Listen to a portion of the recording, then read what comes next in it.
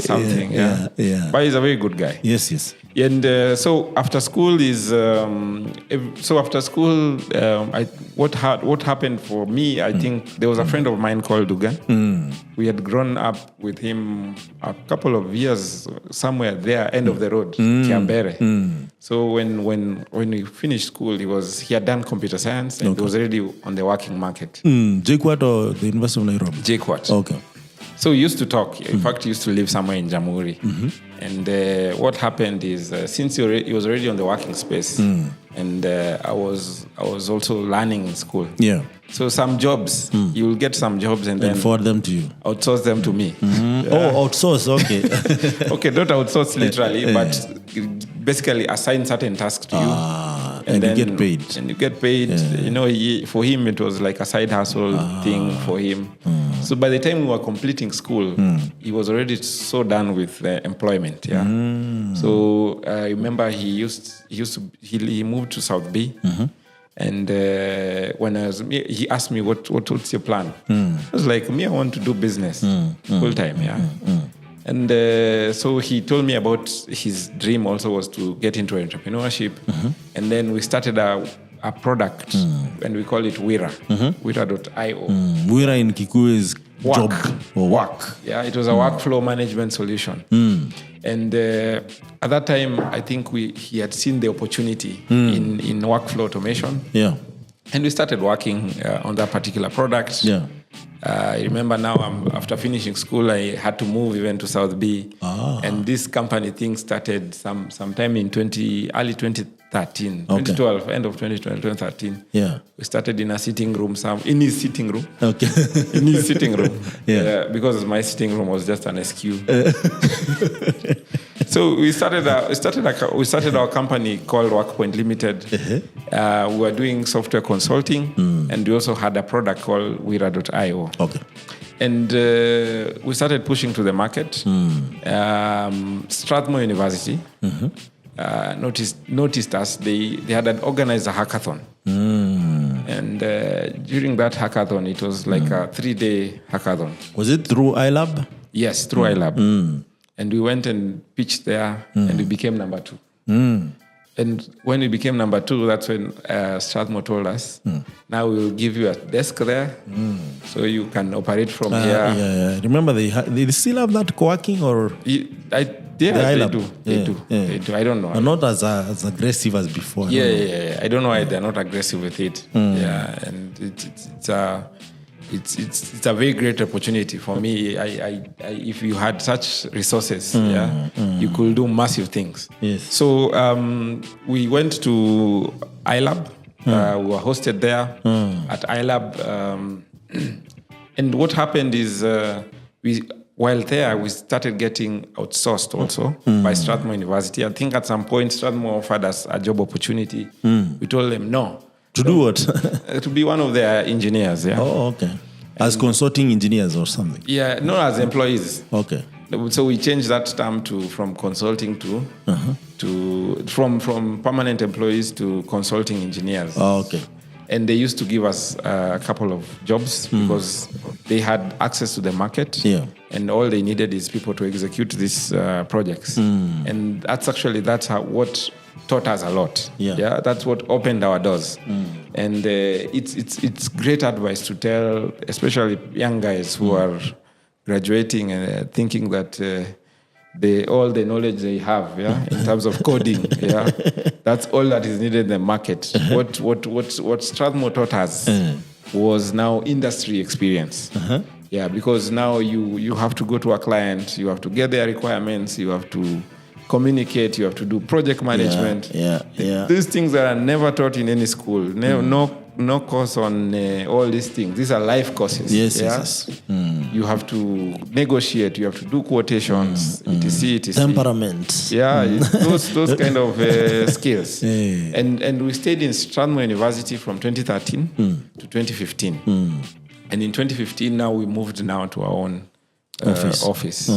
as WorkPoint Limited, somewhere in Haverhill.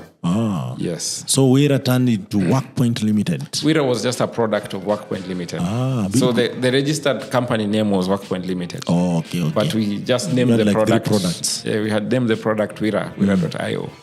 Yeah. So in this conversation with the clients is where you came up with the FlexiPay and iConserve as added. Yes. So those were. So like FlexiPay was a project that we did for one of the clients called ISPAC. ISPAC is a certified body for accountants. So we digitized the entire member processes. So how people book events, how people pay subscription, etc. And part of it was included a payment mechanism. And that's why we decided to come with a payment gateway called FlexiPay. Yeah. And we did a lot of projects, between then.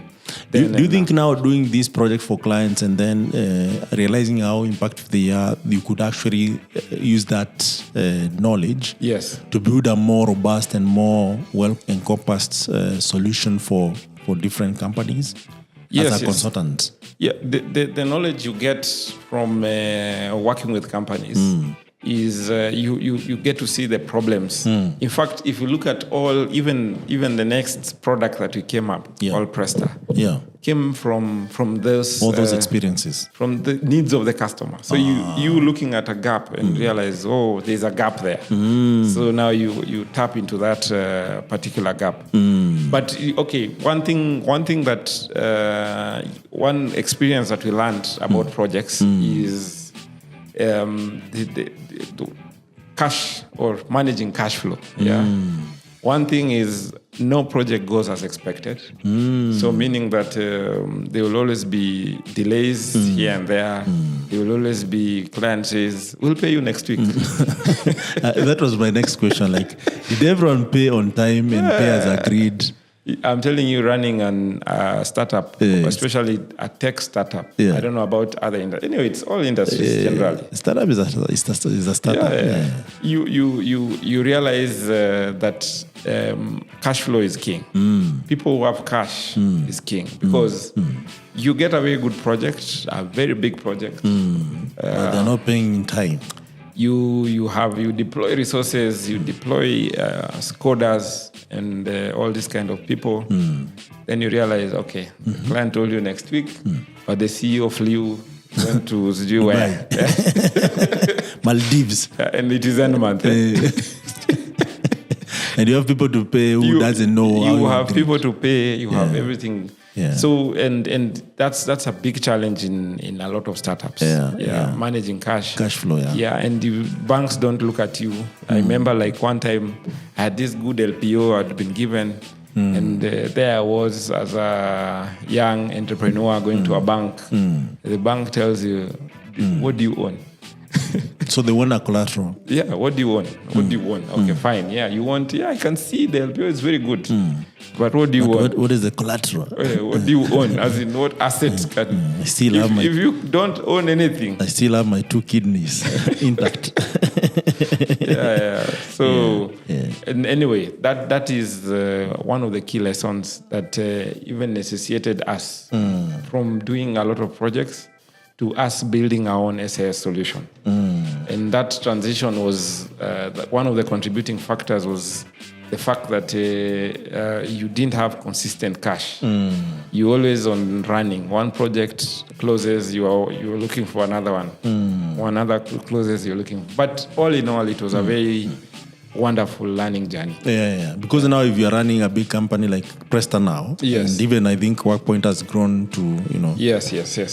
Then it gives you some proper experience of actually managing cash flow, ensuring that you're growing. And, correct. And ensuring that your customers are satisfied and they get their products on time. So what led to starting Presta? So, during this experience of building software or doing different projects, we got a microfinance. Microfinance that was looking to go into the lending, digital lending, the mobile lending. It was around 2012, and I think Mshwari had started. Then there was a product called Corporacy. Yeah. Now the digital lending was now beginning. Yeah. And now everyone also wanted to get into that space of digital lending. Yeah. So one client came and told us, can you build us an app that can lend to people? And yes, we said yes. Yeah. We did the work, delivered, hosted on Play Store. And so they just wanted an Android app? An Android app. Yeah. Someone registers, it checks your score on CRB. Yeah. From that score, it allocates you a limit. And from that limit, you can borrow, sends you to M-Pesa, and reminds you to pay. That's it. That's the scope of work. But implementing that is a different story. Yeah, so we started the implementation, did the work, delivered to the client. Yeah, but I'm curious, how easy was it to access CRB APIs? So since this guy was already a microfinance, okay, already. So he had the networks. Yeah. So for you, it's just like we need CRB APIs. Yeah. It was just an email away. Very nice. Just an email away. Yeah. So after delivering that project, I remember sitting in the office, myself and my co-founder Dugan, and asking ourselves, how many more microfinance want to get into this space? How many more circles want to get into this space? Yeah. And I think the experience even started with we have as a family we have a welfare group, and we kept contributing money every month. We are just contributing as per family maybe like 2 Gs. And that money is just sitting in idly. In a it doesn't grow, it doesn't do anything. In a bank account. Yeah, even if it grows, it's 2%, 6% per year. And yet, when anyone needs an emergency, they run directly to M-Shwari or these other products. And that is actually the birth of Presta. This is 2017. Very nice. So we took that project and asked ourselves, how can we scale this business? So what is Presta? So when we wanted to, when we built this, when we found this idea, the point was to lend, kukopesha. Yes. And the first word we thought, let's call this thing kopesha. But we realized kopesha. It doesn't sound interesting. I remember in a traffic jam somewhere, when you unakuwa kwa jam, I googled what is lending in Spanish. Googled too. Then the word Presta came up. Oh, nice. Then I looked kwa network AG ama e-citizen. Is Presta registered? No one was registered. You registered there and then? There and then. So we registered Presta. So Presta is ideally to lend. Okay. Means in to Spanish? Lend. In Spanish. Okay. And we registered Presta and went out to the market. Yeah.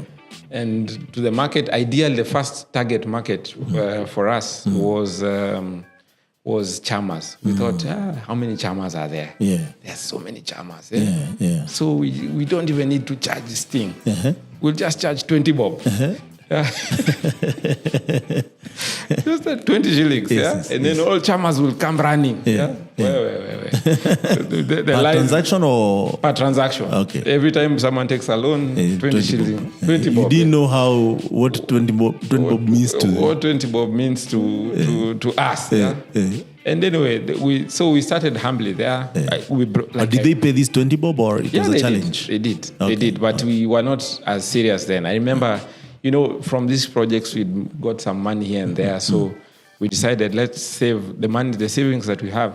Let's put together and build a version 1 of this thing, an MVP. Yeah. And the first chama to recruit was my family chama. Got there inside. And from there, we started now pushing. You're the first person I hear your first customer was your family members. They trust you really well. They're part of the family. There's different families. But with the family chama was operating anyway. It was not about the system. It was us coming together and just digitizing the whole process. And so we started pushing to the market. I remember we attended the first chama conference in Mombasa. This is 2018 or? Yeah, 2018, late 2018. There was a chama conference organized by Bandari Sacco. and still goes on to date. Okay. And we went to that chama. Started recruiting more chamas. Recruiting more chamas. But so we realized a couple of things. Okay, one, and this is at some of the challenges of running a startup. Yeah. Is okay. One, you are running on very limited resources. Yes. And on the other side, you still need to do marketing. You still need to do sales, recruiting. And recruiting is not cheap. Yes. So and that's when now you start asking yourself, how for me to push this thing, then I need to get some finances. So I need to get someone who can believe in this, whatever you are saying. Yeah, and invest in it. Yeah. And lucky enough, we had a couple of friends who are seeing what we are doing. You know, you just posting on LinkedIn. And the first friend decided I'll sponsor that marketing event for you guys. Yeah, so we went there, started recruiting, and we recruited a couple of chamas.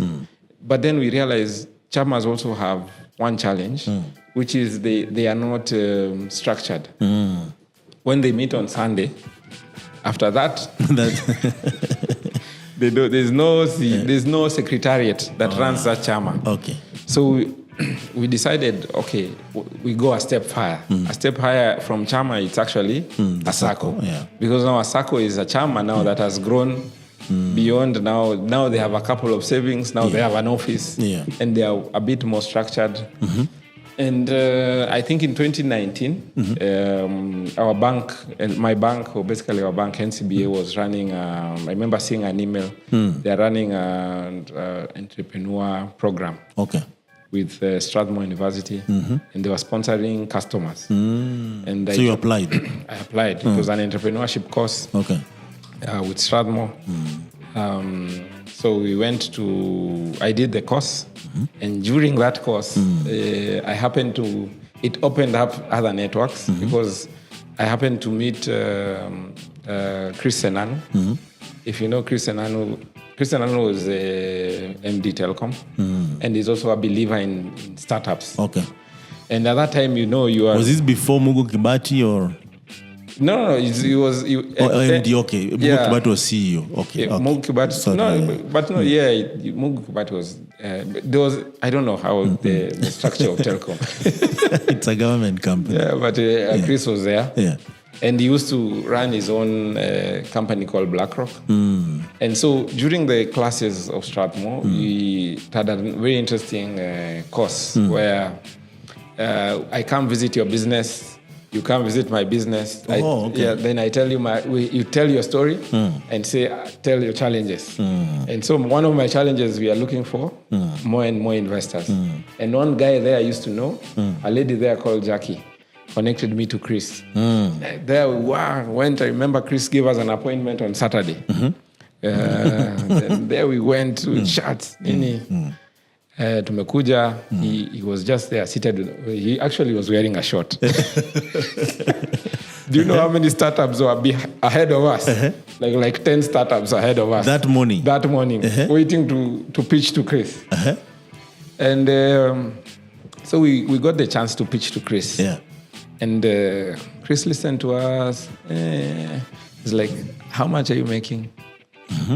Like, we're charging 20 bob. How much are you making? Like 50K. Per day or per month? Or per month. It was literally nothing. Yeah. It's like, no. Go rethink your business model. Once you have a good business model, come back. And that was it. So we went and rethought the model and changed the model a bit to a subscription and transactional, so that at least we grow enough cash flow. Yes, we get some cash flows. And when we came back, and Chris, and anyway, a lot of investors are numbers people. Yes. He had accurate numbers. Last time you came here, you were 50K. Now you are at 200. So that's progress. And anyway, to cut the long story short, that's when he decided to invest in Presta. And from there, what happened? Yeah, so we decided, okay, fine, you've invested in us, we'll give you also the chairman of the board. And it has been a journey since then. So you invested a substantial amount of money. Yes. No, yes, substantial. To be a chairman of the board of Presta. Yes. You must have, and also he owns a quite amount of shares, right? Yeah. So what we did when we were forming Presta, and also an advice to anyone building a company, is don't want to own everything of that company. You might be owning everything of nothing. You'll be owning everything of nothing. Yeah. So allocate yourself, leave some shares outside for investment, future investments. Yeah. So it's good actually having this conversation because, you are the person who actually got like a local investor, to just say the least. Angel. It's an angel investor, right? Yeah, angel investor is like he believes in you even before anyone else believes in you. Yeah. Which is a good thing, and I think it's quite encouraging. And I would love to know, if you don't mind, like, how does that work when other investors come in or when you grow? Yeah. Is it a challenge? Is it much easier? What is that? Because nowadays, with people getting screwed left, right, and center by investors, people are starting to shy away from investment altogether, which I think maybe we need to refine the model or something. But since you have gone through the process. Yeah, so you see, at the end of the day, lack of money is also very good. When you have money and a lot of it. Yes. Your problems, you don't think you can do anything. If I want to go to Mombasa, Maldives, if I want to hire the best engineers, I go poach from Safaricom, I go poach from Google. You bring them to one space. But you see, for us, the kind of investment we are looking for was not a lot of money. We have this mantra that money is not the thing that transforms companies. Yes. Your biggest investor is actually your customer. That customer of yours, that is your biggest investor. Yes. So at the end of the day, every time we were raising money, it was purely for one thing. To reach more customers.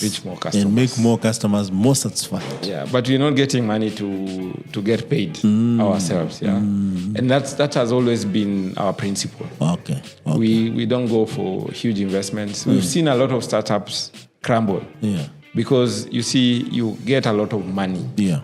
And that a lot of money is comes with strings. It comes with a lot of strings that you don't. It's someone, anyone who gives you money has interest. Of course. At the end of the day. Of course. So either his interest is to exit at some point. And some of that money doesn't get into your account. They don't. Of course, not all of it is pushed to your account immediately.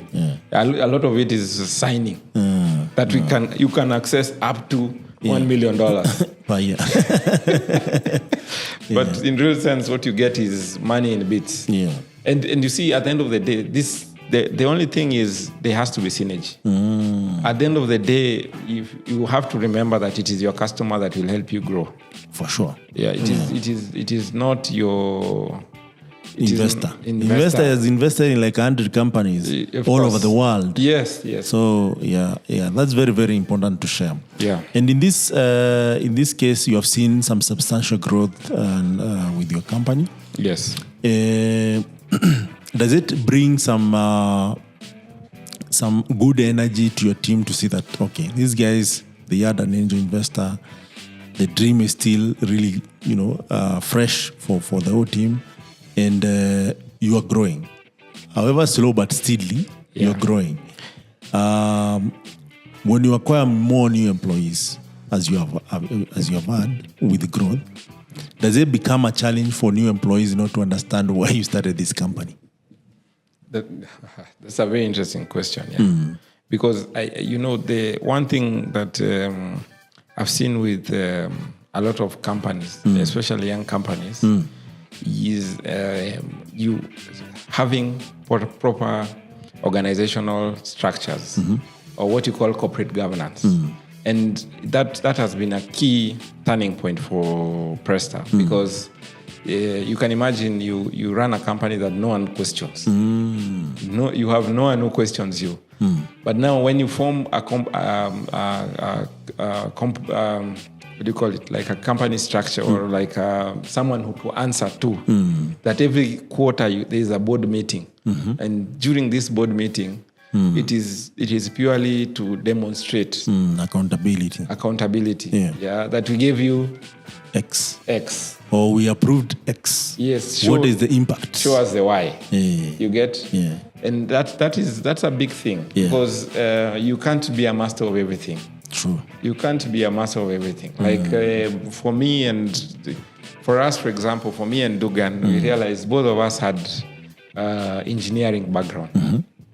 And engineering alone doesn't sell anything. So true. After some time, I realized now I have to figure out the commercial bit of this business. Yeah. And now he focuses on the technical. And that's how we are able to have a very good synergy. That for me, I'm the guy who is outside there pushing the business out there, and you have to recruit. And one of the things that, to answer your question, is one of the advice that we got from the board is sometimes you have to hire people, pay them more than you're earning. Yeah. That's very interesting. Yeah, pay them more than what you earn. Because they know what you don't. And they'll bring more value to the company. Exactly. Than you are bringing. Yeah. And even for Presta, we, as part of our journey, we at some point we had to do that. We had to find someone who had access to the circle market. You get? And then brought them in. And so to bring him in, of course, he's already working in somewhere that is earning very well. True. So other than just the vision, you have to pay him something that is, you have an employee who you're paying higher than yourself. And you're the one who is approving that payroll. It looks like that you looked at that check. Yeah, and you are thinking twice. Who is who in this company? But when you remember the value that this guy will bring, you're like, okay, I mean, it's about the value. So I think that was something else for the employees that you need to really build your value. Yes. To some extent that value is irresistible. Correct. In terms of how companies are willing to pay. And this reminds me the Netflix job that was going around for over almost $1 million per year. And everyone was like, what was that? And they were looking for a Java, serious Java engineer. Okay.